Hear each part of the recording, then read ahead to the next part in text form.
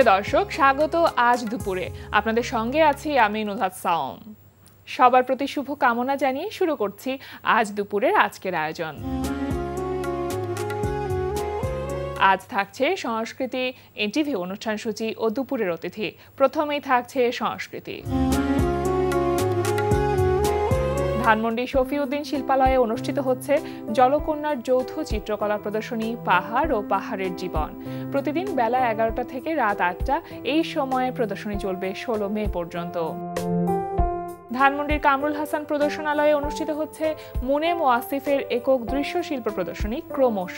প্রতিদিন বিকেল 4টা থেকে রাত 8টা এই সময়ে প্রদর্শনী চলবে 31 মে পর্যন্ত।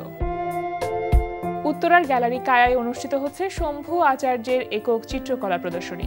প্রতিদিন বিকেল 4টা থেকে রাত 8টা এই সময়ে প্রদর্শনী চলবে 15 মে পর্যন্ত।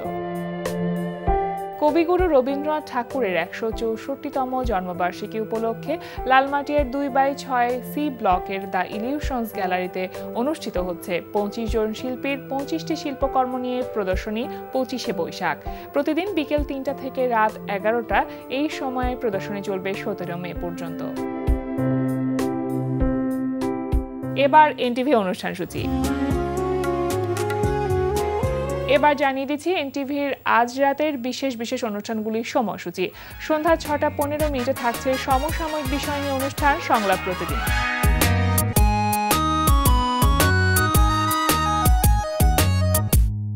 সন্ধ্যা 6টা 45 মিনিটে থাকছে খেলাধুলা বিষয়ক অনুষ্ঠান গ্যালারি।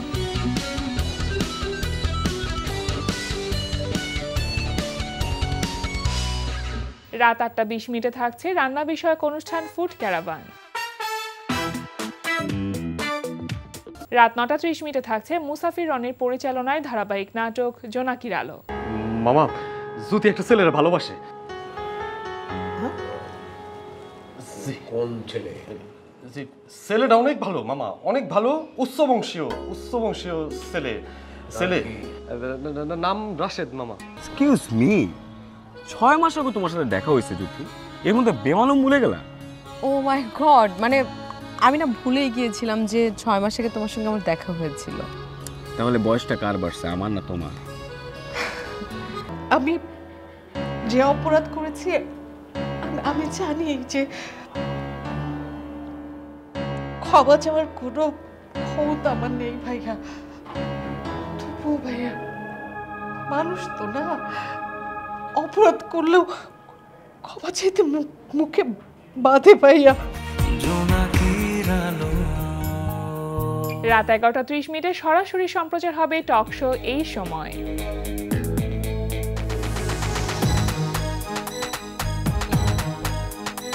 এই ছিল এনটিভির আজ রাতের বিশেষ বিশেষ অনুষ্ঠানগুলির সময়সূচি। এবার দুপুরের অতিথি। প্রিয় দর্শক, আমাদের আজ দুপুরের অতিথি সঙ্গীত শিল্পী এসকে বনি। শুভ দুপুর ভাইয়া। শুভ দুপুর তোমাকে, কেমন আছো? খুব ভালো আছি, আপনাকে পেয়ে খুবই ভালো লাগছে। কেমন আছেন আপনি? এই তো আলহামদুলিল্লাহ ভালো আছি। গান নিয়ে এখন কি বেশি ব্যস্ত, না গান ছাড়া অন্যান্য ব্যস্ত সময় একটু বেশি? আসলে যেহেতু গানের মানুষ, সো গান নিয়ে ব্যস্ত থাকি। যখন গান থাকে না, মানে ব্যস্ততার সময়টুকু জুড়ে যখন গান থাকে না, তখন আসলে কি করেন বা অবসরটাতে কি করা হয়? অবসর সময়ে আমি চেষ্টা করি আমার পরিবারকে ফুল টাইম সময় দিতে, এবং আমি খুব ঘুরতে খুব পছন্দ করি। আচ্ছা, ট্রাভেল করি। কোথায় কোথায় যাওয়া হয়েছে এখন পর্যন্ত? আমার বাংলাদেশের মোটামুটি সব জায়গায় ঘোরা শেষ। সব জায়গায়? হ্যাঁ, মোটামুটি সব 64টা জেলায় ঘোরা কমপ্লিট। দেশের বাইরেও টুকটাক গিয়েছি। এই তো। দেশের বাইরে তো স্টেজ শো করতে নিঃসন্দেহে যাওয়া হয়েছে। হ্যাঁ, কোথায় কোথায় গিয়েছেন স্টেজ শো করতে? তোমার Thailand, Malaysia, Singapore, even India তো বেশ কয়েকবার গিয়েছি। লাস্ট বেঙ্গালোরে প্রোগ্রাম করে আসলাম। আচ্ছা, এই তো। মানে দেশের মাটিতে যখন আপনি স্টেজ শো করছেন তখন ওইটার এক্সপিরিয়েন্স একরকম থাকে, আবার দেশের বাইরে যখন আপনি বাংলা গানটা উপস্থাপন করছেন সেটা একেবারে একটা ভিন্ন মাত্রার বিষয় থাকে একজন সঙ্গীত শিল্পীর জায়গা থেকে। দেশের বাইরে সব থেকে মেমোরেবল স্টেজ শোর কথা যদি জানতে চাই, কোনটার কথা বলবেন? লাস্ট প্রোগ্রামের কথাই বলি, কারণ আমরা যখন বাইরে যাই তখন কিন্তু ওইখানে বাঙালিও থাকে, বাঙালিরাই কিন্তু গান শুনতে আসে, প্রবাসী বাংলাদেশি যারা। কিন্তু লাস্ট আমরা যখন ব্যাঙ্গালোরে গিয়েছিলাম, সেখানে কিন্তু ম্যাক্সিমাম সবই ইন্ডিয়ান, বাঙালি কিন্তু খুবই কম। সেখানে হচ্ছে গিয়ে ওদের হিন্দি যেসব গান আছে, আসলে আমরা কিন্তু বাংলাদেশিরা কিন্তু হিন্দি গান কিন্তু গাইতে মানে মোটামুটি সবাই পারদর্শী। আমরা যখন মানে ওদের গানগুলো যখন ডেলিভারি করছিলাম তখন ওরা মনে করছিল আল্লাহ মানে এরাও আমাদের গান শুনে এবং এরাও খুব সুন্দর করে গানগুলো তোলে এবং খুব বেশি চেয়ার্স। আচ্ছা, আপনার নিজের মৌলিক গানের রিকোয়েস্ট কি আসে যখন স্টেজে ওঠেন আপনি? হ্যাঁ, কিছু কিছু গানে তো। কোন গানগুলোর জন্য? লাস্ট আমি একটা মিউজিক ভিডিও বের করেছিলাম, কে তুমি কে আমি। এই গানটি মোটামুটি সবাই পছন্দ করেছে এবং গানটি যেহেতু একটি আড্ডা বেসিসের গান, ওই গানগুলো খুব রিকোয়েস্ট আসে। কে তুমি কে আমি, এটা তুমিও শুনেছো, মেবি তুমি কমেন্টসও করেছিলে। আচ্ছা, শুনবো নাকি আমরা দুটো লাইন তাহলে সেই গান থেকে? হ্যাঁ, শোনা যায়। কে তুমি কে আমি, পুরনো সেই শহরতলি, দেখছে কে বলছে কি হচ্ছে যা তাই শুনছো কি, পুরনো সেই রূপ কথা ছিল না যার শেষ পাতা, পুরনো সেই রূপ কথা ছিল না যার শেষ পাতা, মনে মনে কথাগুলো বসে বসে ভাবছো কি, কে তুমি কে আমি, পুরনো সেই শহরতলি,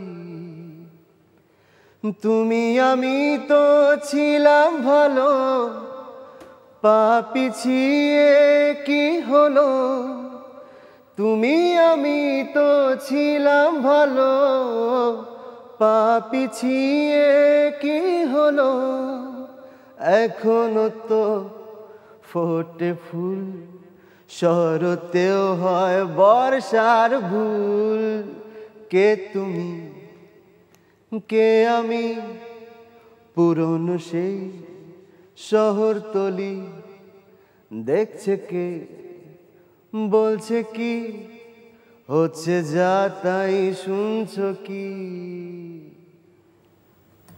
গানটা খুবই সুন্দর, এখন আমার মনে পড়েছে, মানে গানটা শুনবার পরে আমার মনে পড়েছে হ্যাঁ আমি গানটা শুনেছিলাম, আমার ভীষণ ভালো লেগেছিল গানটা। এটা একটা ফিল্মিক টাইপের, মানে তোমার শর্ট ফিল্ম টাইপের একটা মিউজিক ভিডিও। এখন পর্যন্ত আপনার প্রকাশিত মৌলিক গানের সংখ্যা কতগুলো? এ নিয়ে 72টি। 72টি, তাহলে তো অনেক। কতগুলো বছরে? লাস্ট 2016 থেকে 2015 কত হয়, 9 বছর। 9 বছরে 72টি মৌলিক গান। যখন কোনো একটি গান আপনি গাইবেন এটা সিদ্ধান্ত নেন, তার আগে কোন বিষয়টা মাথায় কাজ করে যে কি ধরনের গান আপনি গাইতে স্বাচ্ছন্দ্য বোধ করেন? আমি আসলে গানের লিরিকটা আগে দেখি খুব, আর সুরটা যেমনই হোক আমি চেষ্টা করি যে গানের কথাগুলোর থ্রোয়িংটা যেন পারফেক্ট দেওয়ার, কারণ যখন আপনি তুমি একটা গানের লাইন যখন থ্রোয়িংটা পারফেক্ট ভাবে দিবা তখন কিন্তু শুনতেও ভালো লাগবে। মানে এটা তো আসলে গায়কের ব্যাপার, এক একজন গায়ক এক একজন তার নিজস্ব গায়কের মাথায় আসে যে সুর তাল লয় যে শিল্পী তার ভেতরে এই জিনিসটা থাকবে, কিন্তু এক্সপ্রেশন যেন পারফেক্ট। আপনার গান গাইবার ক্ষেত্রে কাউকে দিয়ে মানে কারো গানের থেকে আপনি কি প্রভাবিত হন? অনেকের দ্বারাই প্রভাবিত হই। আচ্ছা, কারণ আমি প্রচুর গান শুনি, বাংলাদেশের বলো বাংলাদেশের বাইরের আর্টিস্ট বলো, মোটামুটি সবার কাছ থেকে আমি কিছু কিছু করে শিখি যে প্রত্যেকের গানের কিন্তু ভেরিয়েশন কিন্তু এক এক রকম। যেমন কিশোর কুমার, যেমন কুমার শানু বলো, তারপরে এন্ড্র কিশোর, আমাদের আমার খুবই ফেভারিট সৈয়দ আব্দুল হাদী স্যার, এদের এক একজনের কিন্তু এক এক রকম। আমি কিন্তু আবার আইয়ুব বাচ্চু স্যারের প্রচুর ভক্ত এবং তার গান খুব খুব করে শুনি। তারপরে আমাদের কুমার বিশ্বজিৎ স্যার দাদা, মানে প্রত্যেকের গানই খুব শুনি। মানে তুমি যদি বলো যে কে আপনার সবথেকে বেশি ফেভারিট, সবথেকে কাউকে ফেভারিট বলা মানে আমি আসলে সবার গান এত পরিমাণে শুনি, মানে এক একজনের গান এক এক রকম লাগে আমার কাছে, মানে সবাই আমার কাছে ভিন্ন ভিন্ন একটা মাত্রা আছে। হ্যাঁ। একজন সঙ্গীত শিল্পীর আসলে এই যে যেটা গায়কের কথা বলছিলাম, গায়কিটাই তো মূলত স্বকীয়তা। কি মনে হয় যে এতগুলো বছরে এসকে বনির ভয়েসটা আলাদা করে কানে শুনে যেন আমি বুঝতে পারি যেটা এসকে বনির ভয়েস, এই জায়গাটা কি তৈরি করতে পেরেছেন কিনা? এখনো তৈরি করতে পেরেছি কিনা সেটা দর্শকই বলবে, কিন্তু অনেকেই আমার ভয়েস শুনলে আইডেন্টিফাই করতে পারে। আচ্ছা, যে এটা সবথেকে বড় বিষয় কিন্তু। হ্যাঁ, ডেফিনেটলি, কারণ এখনকার অডিও গানের যুগে এত পরিমাণে তোমার ইকো দেন হচ্ছে গিয়ে অটো টিউন ইউজ করে, মোটামুটি একসময় দেখা গেছে মানে কোনটা যে কার ভয়েস এটা আসলে আইডেন্টিফাই করা একটু টাফ, বেশ কঠিন একটা কাজ। একদম ছোটবেলার গল্প একটু শুনতে চাই। কি করতেন সে সময়? খুব দুষ্টু ছিলেন এখনকার মতন না এখন থেকে একটু কম? কেন আমি দুষ্টু? না, ছোটবেলায় খুব চঞ্চল ছিলাম, এখনো একটু চঞ্চল আছি। আচ্ছা, বেশি ভদ্র তখন বেশি ছিলেন? মানে আগেও যেমন ছিলাম এখনো তেমনই আছি। এই তো ছোটবেলা পড়াশোনা নিয়ে খুব ব্যস্ত ছিলাম, গানও করতাম এবং আমি নতুন করিতেও গিয়েছিলাম। আচ্ছা, এখানেও বেশ 3টা পুরস্কারও পেয়েছিলাম। বাহ। তারপরে আসলে ওই যে আম্মা অনেক শাসনে রাখতো, হ্যাঁ, এই জন্য পড়াশোনার প্রতি বেশি ঝোঁক ছিল। আমার বড় আপু, আমি মেজো, আর আমার ছোট একটা ভাই আছে। আচ্ছা, বড় আপু তো গানের সাথে ছিলেন? হ্যাঁ, আপু আমাদের এই এনটিভির একটি ক্লোজ আপ অন তোমাকে খুঁজছে বাংলাদেশ, ওটার প্রথম ব্যাচের নাম তো বলেন। সোনিয়া। সোনিয়া, হ্যাঁ। মানে সোনিয়া আপু এখন কেন গান, মানে গানে আমরা দেখি না কেন? এখন সে কানাডিয়ান প্রবাসী, আর সংসার নিয়ে খুব এখন ব্যস্ত, এই জন্য তাকে আসলে। আপনি কি সোনিয়া আপুর কাছ থেকেই আসলে গান প্রথম শিখেছিলেন? গান আমি প্রথম শিখেছি আমার আম্মার কাছ থেকে, কারণ আমার আম্মার গানের স্কুল ছিল, এবং সোনিয়া আপু কিন্তু আম্মার কাছ থেকেই গান শিখেছে। তাহলে আন্টি গান গাইতেন? হ্যাঁ। তো পরবর্তীতে আন্টি গান কন্টিনিউ করেননি? কিন্তু আম্মাও গান কন্টিনিউ করেনি, তার অনেক রিজন আছে। সামহাউ যখন আমার নানু ইন্তেকাল করলো, তারপর থেকেই আসলে আম্মা গান থেকে বের হয়ে আসছে। আপনি ছোটবেলায় কি হতে চেয়েছিলেন? আমি তো ছোটবেলায় শিল্পী হতে চেয়েছিলাম, কারণ ছোটবেলা থেকে সঙ্গীত শিল্পী হতে চেয়েছিলেন? হ্যাঁ, সঙ্গীত শিল্পী এবং ক্রিকেটার।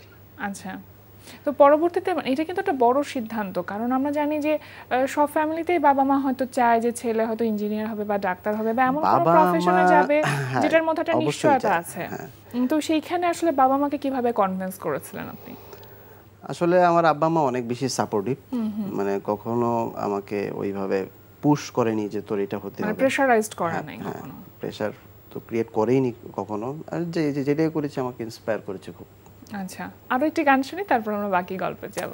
কোন গানটি শুনছি?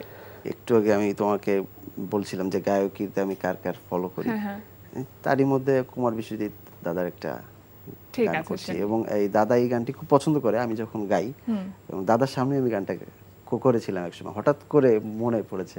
শুনি গানটি। যে শিকারি দেখে না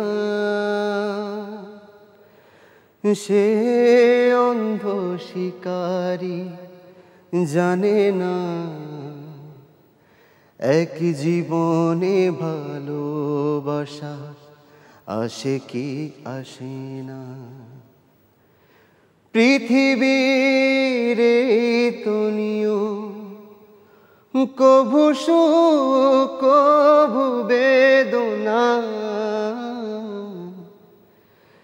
যে শিকারি দেখে না চমকে যাওয়া চোখের কোণে অন্য সুরের খেলা, হঠাৎ যেন ভোরের ফুল ফোটে বিকেল বেলা,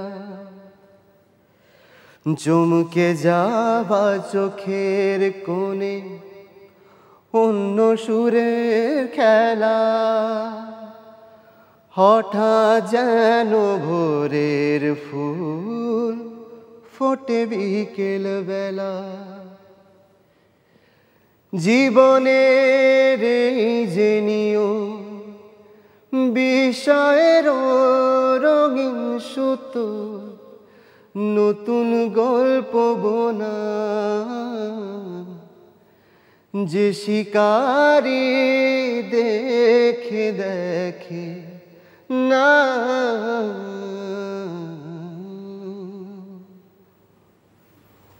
বাহ, খুব সুন্দর। কখনো এমন হচ্ছে যে আপনার মনটা ভীষণ খারাপ, কিন্তু কোনো একটি গান গাইতে হবে বা রেকর্ড করতে হবে, সেটা খুব হাসি খুশি বা আনন্দের একটি গান, তখন এক্সপ্রেশনটা আসছে না প্রপারলি, মানে এরকম কখনো হয় কিনা?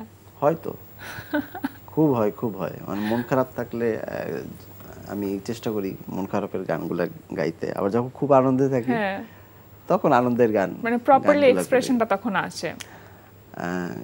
তুমি যদি এখন বলো যে আপনার মন খারাপ, আপনি এখন আনন্দের গান করেন, তখন ওই আনন্দের এক্সপ্রেশনটা আনতে অনেক কষ্ট হবে।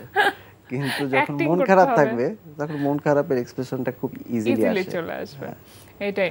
আচ্ছা, এই যে আমরা এক্সপ্রেশনের কথা বলছি ভয়েসের মধ্যে, মানে ওভার ভয়েস অ্যাক্টিং আর কি, তো সেই ব্যাপারটা সব থেকে বেশি থাকে প্লেব্যাকে। প্লেব্যাকের কি অবস্থা, মানে সেখানে আসলে সময় দিচ্ছেন কি বা চিন্তা করছেন? প্লেব্যাক বলতে আমি বেশ কিছু নাটকে গান করেছি, প্রায় অ্যারাউন্ড 20+ নাটকে, এবং ওয়েব ফিল্মেও করেছি। কিন্তু মুভিতে যে প্লেব্যাক করার কথা বলছো, এটা এখনো মানে হয়ে ওঠেনি। আশা করি হয়ে উঠবে। সামহাও সেরকম কথাবার্তা চলছে, একটু সারপ্রাইজ থাকুক। আচ্ছা, প্লেব্যাকের বিষয়টা তোমার বলতে, যখন আমি নাটকে ওয়েব ফিল্মে গানগুলো করি, তখন তো তোমার তো ওইটা তো তোমার স্টোরি ওয়াইজ থাকে, স্টোরি বেস থাকে, তখন ওটাকে আসলে কল্পনা করে আসলে গানগুলা ডেলিভারি আসলে করা, আর সবকিছু মানে সিচুয়েশনের উপরে স্টোরির সাথে ম্যাচ করে, বা ওখানে হিরো হিরোইন কারা আছে ওইটা আসলে কি ওইখানে আসলে কি ডিমান্ড করছে ওইটা আসলে দেওয়ার আমি ট্রাই করি। জানি না কতটুকু সাকসেস মানে দিতে পারি, কিন্তু ট্রাই করি আমি। আচ্ছা, শুধু তো আপনি যে গান গাইছেন সেটাও না, গান সুর করাও হচ্ছে। তো এখন গান সুর করতে আসলে কেমন লাগে, বা গান সুর করাটা সেটা শুধুমাত্র কি নিজের গানের ক্ষেত্রে করছেন, নাকি অন্যান্য যারা শিল্পী আছেন তাদের জন্য কাজ করা? আমি প্রথমে নিজের জন্যই সুর করতাম, প্রথম দিকে লিখতামও, এখন লেখাটা বন্ধ করে দিছি।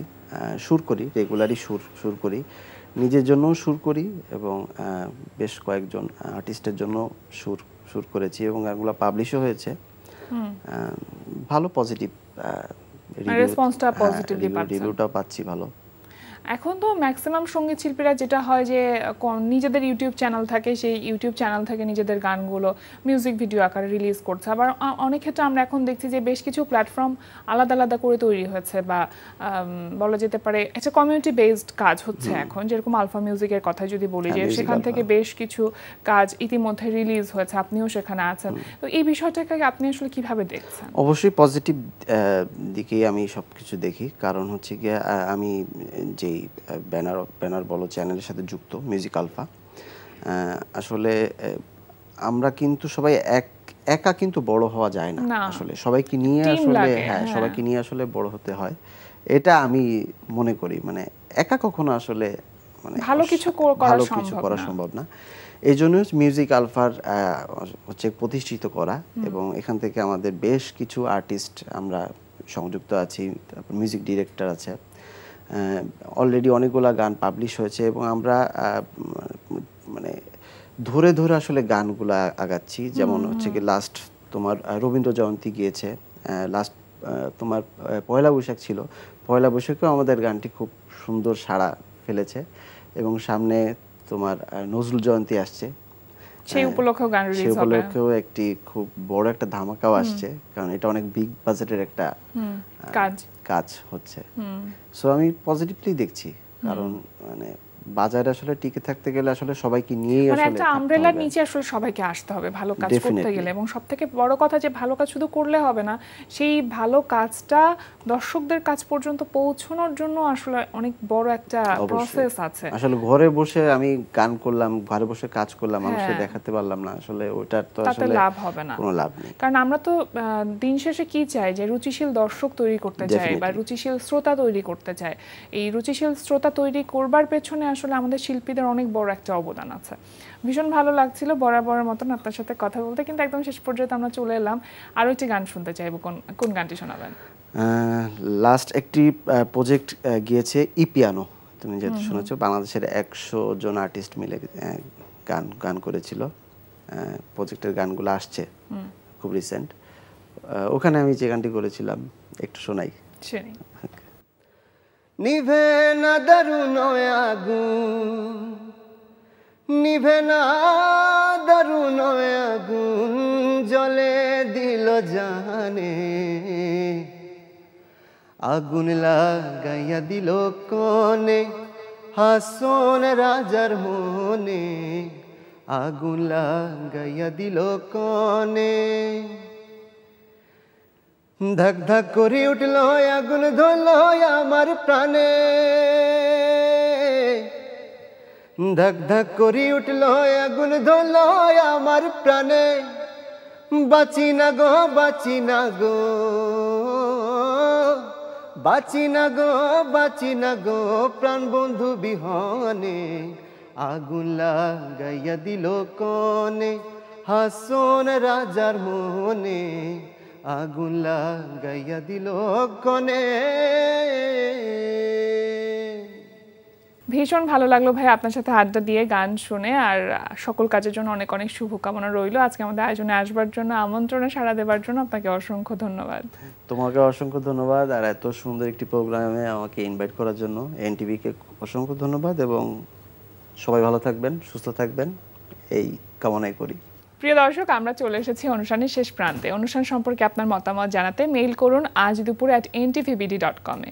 বিশ্বের যে কোনো প্রান্ত থেকে যে কোনো সময় আজ দুপুরে দেখতে ভিজিট করুন আমাদের পূর্ণাঙ্গ ওয়েব পোর্টাল www.ntvbd.com। এছাড়া এনটিভি সব জনপ্রিয় অনুষ্ঠান ও খবরের আপডেট পেতে ভিজিট করুন আমাদের ইউটিউব চ্যানেল ও ভেরিফাইড ফেসবুক পেজে। সবার মঙ্গল কামনায় আজকের মতো এখানেই শেষ করছি। শুভ দুপুর।